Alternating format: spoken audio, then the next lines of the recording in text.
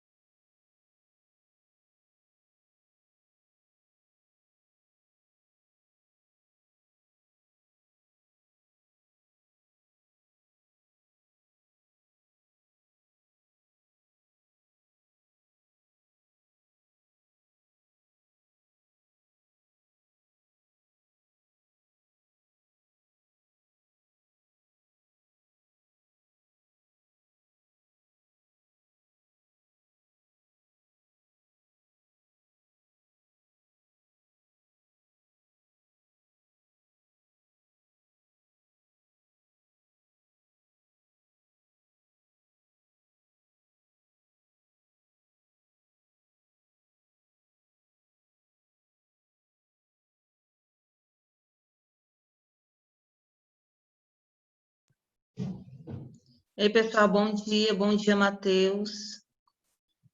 Galera, eu não sei se vocês viram, mas eu coloquei a nota de vocês da P1 lá no sistema, tá? Lá no portal. Então, já está disponível para todos vocês.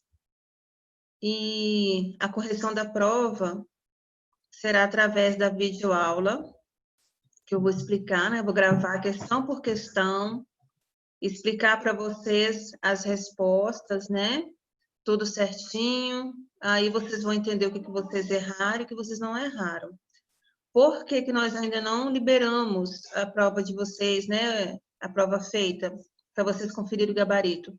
Porque teve aluno que não realizou alguns testes. Então, teve aluno que não fez a minha prova. Se todo mundo tivesse feito a minha prova, eu teria liberado no mesmo dia que eu corrigi, tá? Mas aí, alguns alunos não realizaram ainda, e Osana enviou hoje o link para que esses alunos façam a P1, acho que até as 4 horas da tarde, tá?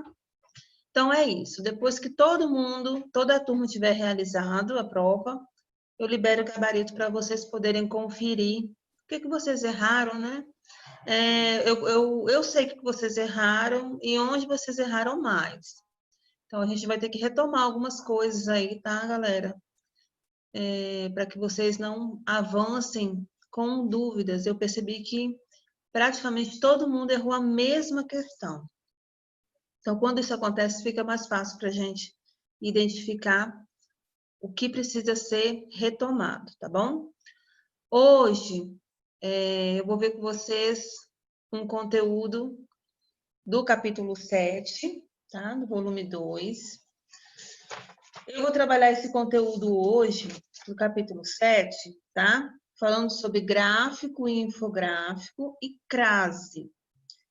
E amanhã eu vou retomar o conteúdo sobre regência verbal, tá, pessoal?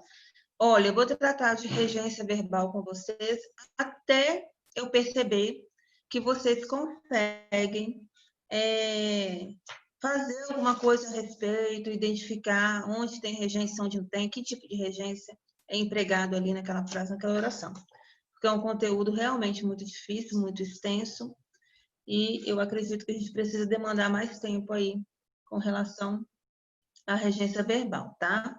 Então, hoje eu vou começar falando sobre gráfico e infográfico, e depois, na sequência, eu vou falar um pouco sobre crase, o emprego da crase nas frases, tá bom? Deixa eu colocar aqui para vocês o slide. E aí, só justificando a minha ausência na semana passada, tá? 8º ano. Eu estou, na verdade, né, que eu ainda não tive alta. Eu testei positivo para Covid, e aí passei muito mal, fiquei muito ruim mesmo, por isso eu não consegui dar as aulas na semana passada. Passei muito mal depois que eu dei uma aula na segunda-feira para o 6º ano, fiquei sem ar, fiquei sem fôlego, foi horrível. Mas essa semana eu consegui retomar bem, né? Tem uns dias que a gente está melhor, tem dias que a gente está pior, mas é assim, a gente vai seguindo. Aqui em casa, praticamente todo mundo testou positivo, só quem não testou positivo foi o Davi, meu filho do meio. Que Pedro testou positivo para Covid, a Maria Eduarda, meu esposo, todo mundo, praticamente. E aí, galera, eu coloquei aqui gráfico e infográfico, que são dois gêneros textuais muito parecidos, né? Na verdade, as pessoas confundem muito os dois.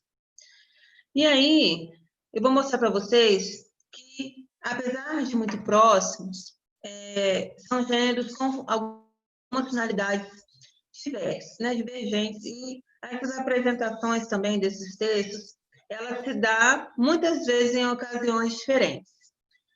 Onde que eu vou encontrar, né, esse tipo de texto, esse gênero textual, tanto gráfico quanto infográfico? O gráfico, ele é muito, né, muito comumente apresentado em palestras, tá, pessoal? Palestras, seminários. Quando você tem alguma reunião que você precisa apresentar os dados da empresa, os dados do seu estabelecimento, para os funcionários, para a sua equipe, com o intuito, né, de apresentar as despesas, os ganhos, os lucros. É importante que isso seja apresentado através dos gráficos. Por quê? Porque dentro de uma empresa, você tem relatórios de tudo que acontece financeiramente, no quesito, né, de ganhos, de lucros, de impostos pagos, entrada, saída de mercadoria, você tem relatório de tudo isso. Porém, para você apresentar aos seus funcionários, é importante que você mostre isso de uma forma um pouco mais lúdica, né? Um visual mais atraente. Então, como que eu vou fazer isso? Eu vou montar um gráfico para que eles consigam entender melhor a mensagem que está sendo passada, os resultados e os dados daquela empresa. Certo? Isso pode acontecer da maneira mais difícil, da maneira mais simples. Isso aí vai depender de como a empresa quer expor essas informações, tá? Você pode usar o gráfico em diversas circunstâncias da sua vida. Para você organizar o financeiro da sua casa, para você organizar o financeiro da sua mesada, para você organizar as entradas e mercadorias de algum estabelecimento, isso aí vai depender, tá? No âmbito escolar, né, eu trabalho em escola, a rede estadual de ensino, por exemplo, tudo que eles têm que apresentar para nós, professores, né, em uma reunião, um seminário, uma formação pedagógica, eles apresentam através dos gráficos, tá? Quantos alunos reprovaram no ano anterior, quantos alunos conseguiram avançar de ano, né? Mas o quê? Quais disciplinas os alunos conseguiram se sair melhor? Então, eles apresentam todo esse informativo através de gráficos, né? Tanto é que costuma ser muito cansativo quando começa a apresentação dos gráficos. Por quê? Porque você fica ali o tempo todo analisando item por item, tá? Então, o gráfico é isso, é um informativo que você costuma passar no coletivo, tá? Para as pessoas de uma forma um pouco mais lúdica, mais prática. Porque é muito mais fácil colocar, dispor dessa maneira, do que eu entregar uma apostila, né, com relatório para cada pessoa. Olha, lê esses relatórios aí, né, para você saber quanto que entrou de lucro no mês de outubro, quanto que entrou de lucro no mês de setembro. Seria um cansaço, né, desnecessário. Então, o gráfico ele vem até mesmo para facilitar a nossa vida. Então, quando vocês abrirem aí uma revista ou um jornal, né, e lá estiver um gráfico, consequentemente, aquele gráfico ele está fazendo aí uma analogia temporal, né? Em 2008 aconteceu tal coisa, em 2007, em 2006, para mostrar algum tipo de informativo, avanço, regresso de alguma situação. Eu peguei aqui um gráfico bem simples, tá? Bem simples, para que vocês consigam entender a dinâmica do gráfico. Geralmente, quando se estuda gráfico, se estuda na disciplina de matemática. Alguns alunos até produzem os gráficos, né? Para poder apresentar ao professor. E aqui nós temos um gráfico sobre despesas domésticas por mês. Então, observe aí, o de azulzinho é o que é entretenimento, né? Um cinema, um teatro, enfim. Supermercado, que é o que mais se gasta dentro de casa, que é a comida, né? Alimentação. Despesas domésticas, que talvez pode ser, não sei, uma conta de luz, uma conta de água, um aluguel. Isso aí vai depender do que a família precisa dispor, né? Por último, de amarelinho, é o transporte.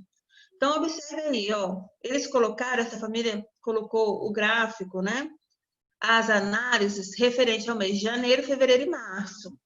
Observe que, com alimentação, essa família, ela gastou basicamente ali uns 230 a 240 reais no mês de janeiro.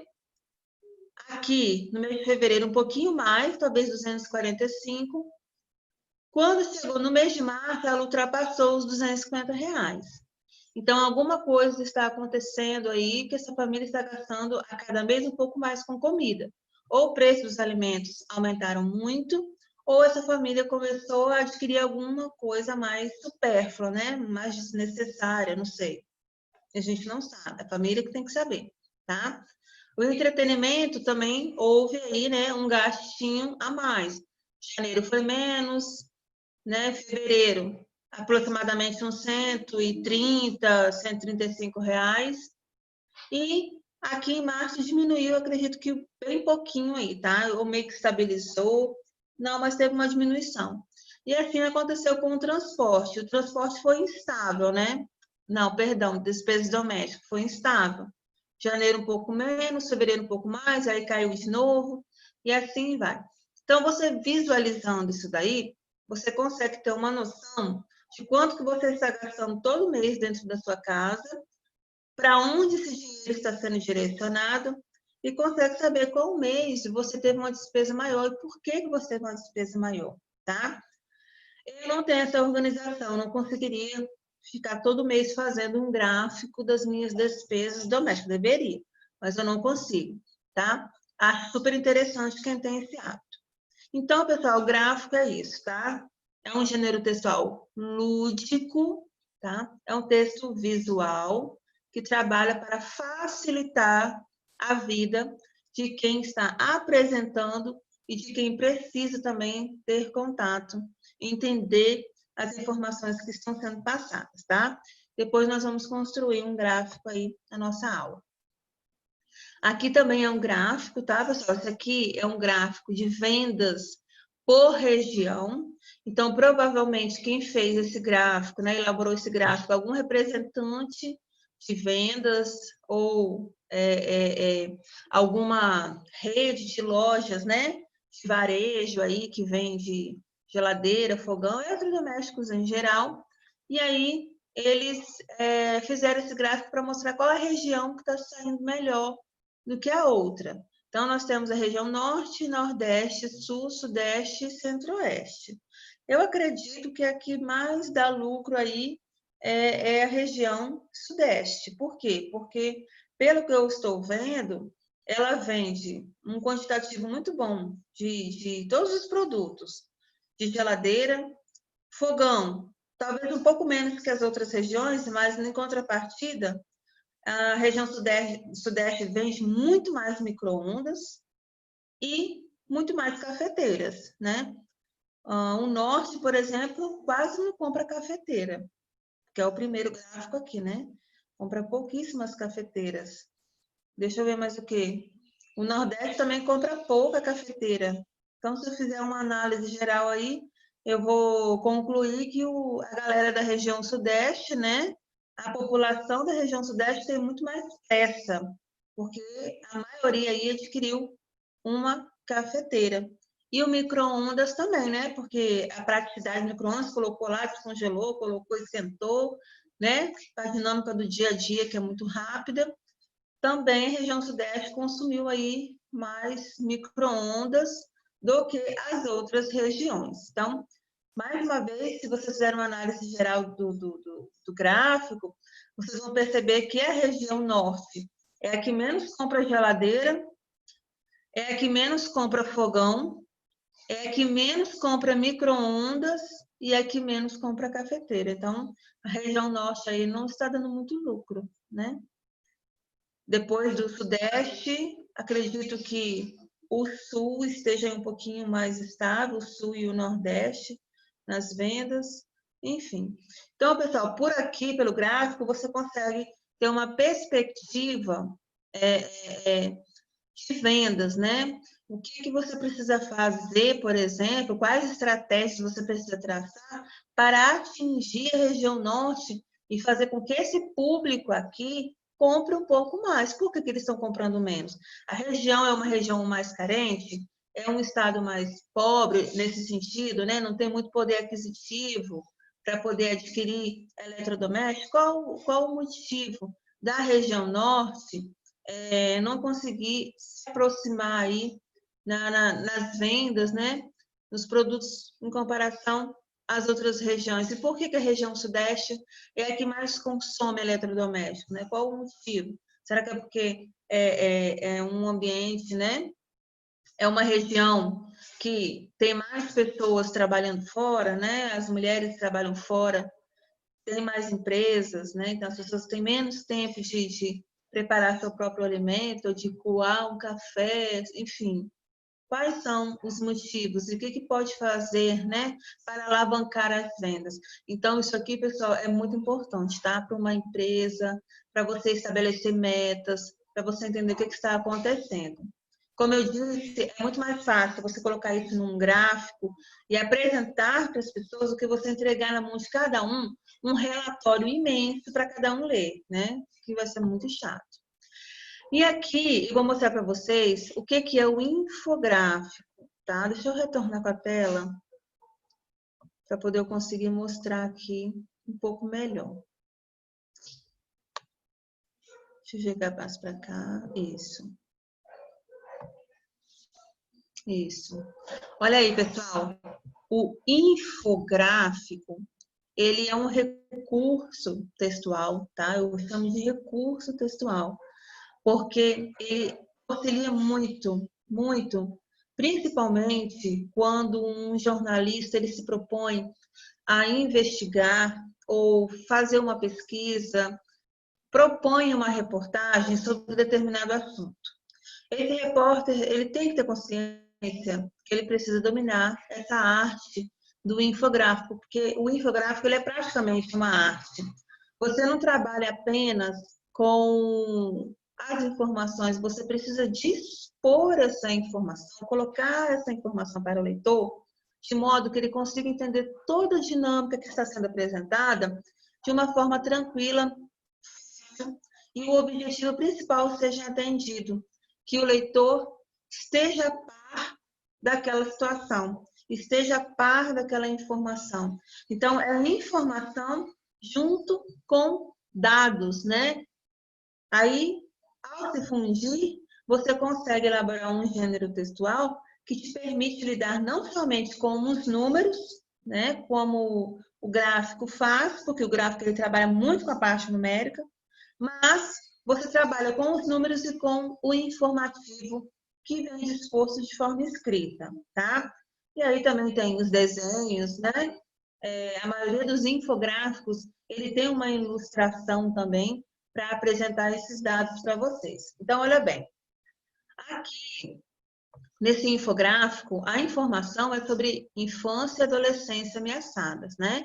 Como esse assunto está muito em alta, eu achei interessante apresentar esse gráfico para que vocês entendam aí a dimensão absurda que é essas meninas, né? A maioria delas são meninas de baixa renda, são meninas carentes, com famílias desestruturadas, que acabam engravidando na infância ou na adolescência. Então, aqui tem um número, pessoal, dentro desse mapinha do Brasil aqui, tá? A porcentagem de ocorrências em cada região do Brasil, tá? Nordeste aí, né? 21,30% das meninas, jovens e adolescentes engravidam. Lá na região Sudeste é um pouco menos, 15%. Se vocês observarem, a região Sudeste, né? Tem um número menor. E aí vocês podem pensar o seguinte, um pouco menor que o Sul, né? Podem pensar o seguinte, mas por que, professor, o Sudeste é o lugar que menos tem meninas grávidas no período da infância e da adolescência? Talvez porque no Sudeste as meninas têm um pouco mais de recurso. Essas meninas vão para a escola, elas têm informação, querendo ou não, elas, de certa maneira, elas estão um pouco mais protegidas. Mesmo assim, se vocês olharem, o número é muito grande, tá? Porque 15% significa que a cada 100 meninas, 15 vão engravidar precocemente, tá? Então, isso aí é um problema gravíssimo de saúde pública, tá? Social e de saúde pública, tá, pessoal? Porque eu falo sempre que isso é um efeito dominó. Uma menina engravida e ela tem um filho que ela não quer. Esse filho que ela não quer vai sendo tratado de qualquer maneira, né? Não tem os devidos recursos, não tem uma saúde, não é vigiado, não é controlado, não é bem educado. Aí esse menino cai no mundo, né? Aí, consequentemente, o mundo abraça essa criança e ele pode vir a se tornar um menino irresponsável, fica um alvo muito fácil, né, para o tráfico de drogas, e assim vai, tá? É um ciclo vicioso que não tem fim. E aí, pessoal, aqui, ó, se vocês analisarem, nós temos os números, né, apresentados aqui dentro do mapa do Brasil. Tem outro gráfico aqui que mostra a evolução entre meninas de 10 e 14 anos, a porcentagem de 20,9%. As meninas de 15 e 19 anos, né?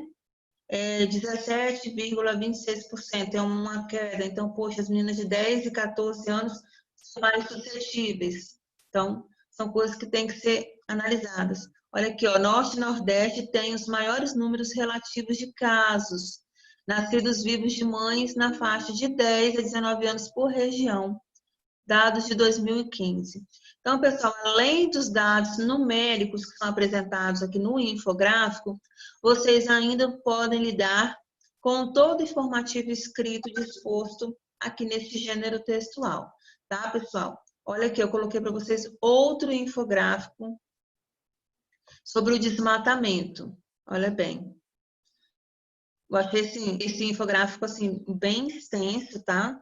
Então, demandaria um pouco mais de tempo para você ler e analisar cada região, cada espaço. Esse pontinho vermelho aqui, pessoal, é o local de desmatamento, tá? É onde está havendo mais desmatamento. Então, cada pontinho vermelho desse aqui está sendo explorado, está sendo desmatado, tá? E esse aqui foi um sistema de alerta de desmatamento de março de 2019, tá? Super recente. Eu não sei se vocês assistiram a videoaula que eu enviei, eu mostrei também um infográfico sobre desmatamento, tá? Então, assim, acho que era um infográfico já de alguns anos, de 10 anos, mostrando o desmatamento de 2008 e o outro de 2015, não me recordo. E aí, assim, aquele buraco, né, na mata, extenso, de árvores derrubadas, enfim. Então, aqui, pessoal, vocês podem perceber que tem vários gráficos, tá? Várias disposições numéricas, apresentações, dados estatísticos. Tem a figura, né? Tem o lúdico, que é a imagem, a linguagem não verbal, que também é disposta no infográfico, e todos os informativos escritos aí que servem para complementar todo esse texto, tá? Todo esse conteúdo. Então, o infográfico é para isso, para informar. O gráfico também, para informar. Todos dois apresentam dados estatísticos, todos dois apresentam um levantamento, uma pesquisa, tá? A introdução de um relatório, o resumo de um relatório de determinada situação, ok?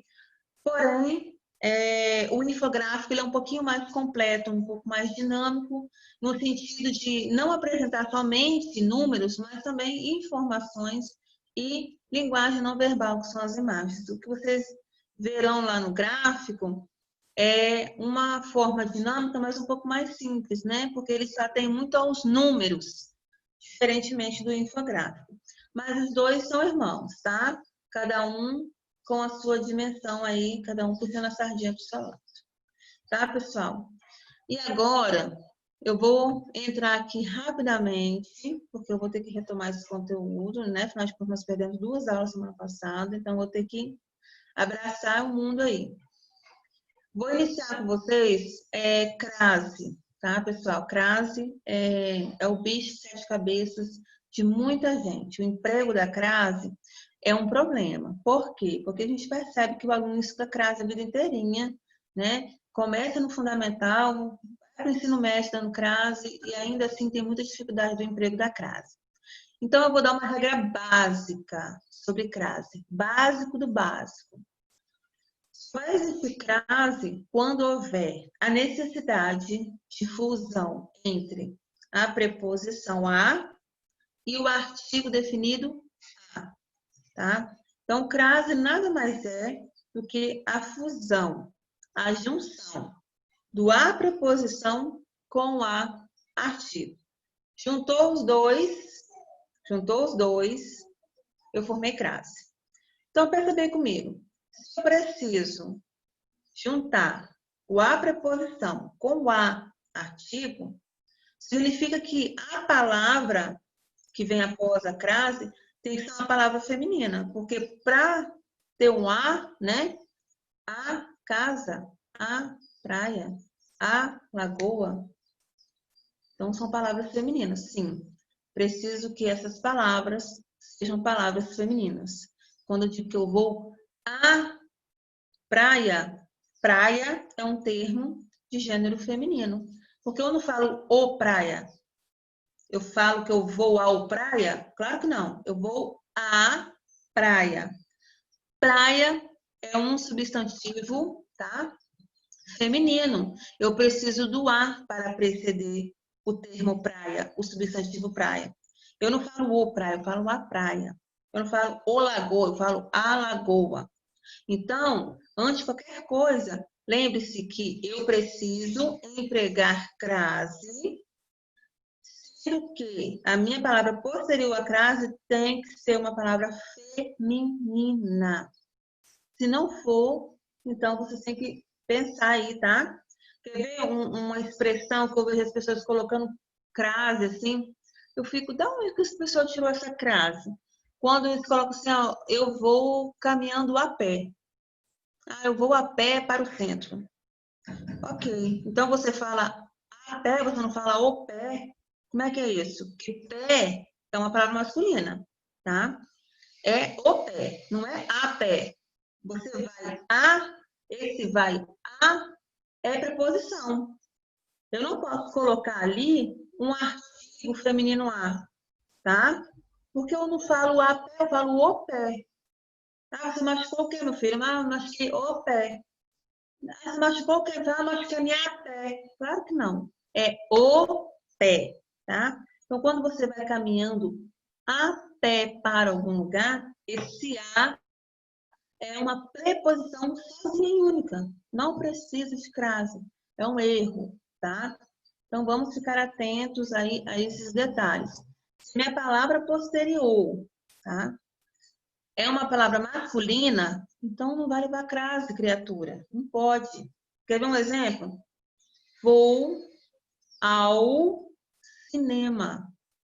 Eu falo o cinema, certo? O cinema.